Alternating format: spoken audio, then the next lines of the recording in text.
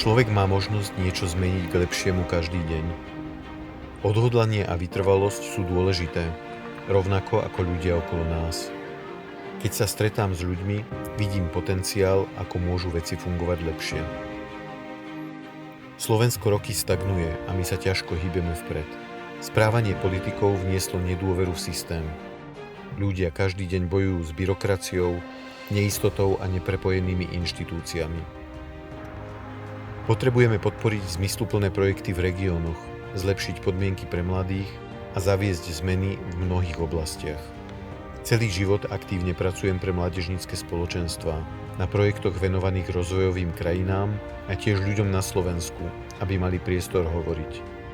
Nedovoľme, aby nás odlišnosti rozdelili, môžu nás naopak spájať a posilniť. Zvoľme si v parlamentných voľbách konečne ľudí, ktorých úmyslom je zlepšiť život v tejto krajine. Som Marian Čaučík a som pevne rozhodnutý meniť veci k lepšiemu.